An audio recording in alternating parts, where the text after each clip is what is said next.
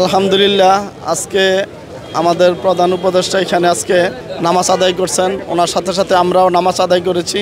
যে আমরা আশাবাদ ব্যক্ত করছি, অতীতের যতগুলো ভুল ত্রুটি ছিল, অতীতের যতগুলো সমস্যা ছিল, সমস্ত সমস্যাকে সমাধান করে আগামী দিনে একটা সুন্দর, সমৃদ্ধ এবং আধুনিক বাংলাদেশ গড়ে তোলার জন্য, সন্ত্রাসমুক্ত বাংলাদেশ গড়ে তোলার জন্য প্রধান উপদেষ্টার প্রতি আমার উদারত আহ্বান।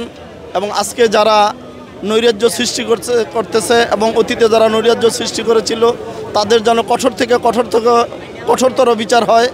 মনের সমস্ত ত্যাগগুলো দূর করে মনের যতগুলো পশুত্ব আছে, পশুকে কুরবানি দিয়ে আল্লাহর কাছে যেন সবাই আমরা মাফ চাই। আগামী দিনের জন্য সুন্দর একটা বাংলাদেশ তৈরি হয়, এই জন্য আমরা ঈদুল আজহা উপলক্ষে আমরা এই কামনা করতেছি। আলহামদুলিল্লাহ, এবার আমরা নামাজ পড়েছি মোটামুটি অনেক ভালো। মাশাআল্লাহ, দেশের ইতিহাসে এরকম সিকিউরিটি, আমার ছেলেকে নিয়ে আসছে, এত সিকিউরিটি, এত শৃঙ্খলা। আলহামদুলিল্লাহ, খুবই ভালো লাগছে এখানে এসে, কারণ এত সুন্দর শৃঙ্খলা এর আগেও ছিলাম আর কি, কিন্তু এরকম আমি দেখিনি। এরকম কয়েকবারই আসছি এখানে। আলহামদুলিল্লাহ, খুবই ভালো এখানে। এবার ঈদটা আমাদের খুবই ভালো লাগতেছে আর কি, কোরবানি ঈদটা। আজকের দিনকে যা সৃষ্টি করতে চাচ্ছে যে আল্লাহ রাব্বুল আলামিন সমস্ত প্রত্যেকটা মুসলমানকে আল্লাহ ভালো রাখুক, এবং যে কোরবানি আমাদের ত্যাগ, এটা যে প্রত্যেকটা মুসলমান যাতে ত্যাগ স্বীকার করে যে আসছে, এটা আমরা সবাই মানি, এবং কিয়ামত পর্যন্ত এটা থাকবে আর কি। এটা আমরা চাচ্ছি যে আল্লাহ সবাইকে ভালো রাখুক, মুসলিম উম্মাহকে সবাই ভালো রাখুক। এত কষ্টের বিনিময় যাতে অনেক জায়গা আছে, ফিলিস্তিনে কষ্টের মধ্যে আছে, আমরা কত সুন্দর উদযাপন করতে থাকি, সেখানে হচ্ছে না। আমরা তাদের জন্য দোয়া করি, আল্লাহ যাতে তাদেরকে ভালো রাখেন, সুস্থ রাখেন, এই কামনা করি।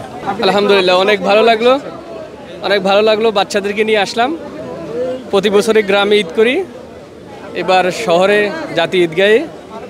খুব ভালো লাগছে সবার সাথে একসাথে দেখে, সবাইকে দেখে অনেক ভালো লাগছে। আল্লাহর কাছে এতটুকু চাওয়া, দেশের মানুষ যেন ভালো থাকে, সবাই যেন সবার প্রতি সহানুভূতিশীল হয়, সবাই সবার প্রতি ভালো আচরণ করে, আর একে অপরের বিরুদ্ধে যেন না লাগে।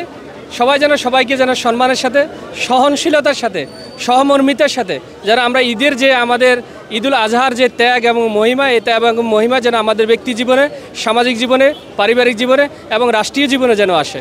জাতীয় ঈদগাহ আসলে জাতীয়ভাবে একটা নামাজ পড়ার যে অনুভূতি, এটা আসলে ভাষায় প্রকাশ করা যাবে না। আমরা তো বিভিন্ন মসজিদে, তারপরে স্থানীয় ঈদগাহে সেগুলোতে পড়ি, কিন্তু জাতীয় ঈদগাহে যখন নামাজ পড়ি তখন মনটা বা বুকটা অনেক বড় হয়ে যায়, এবং ভালো লাগার জায়গাটা অনেক বেশি, কারণ এটা জাতীয় ঈদগাহ।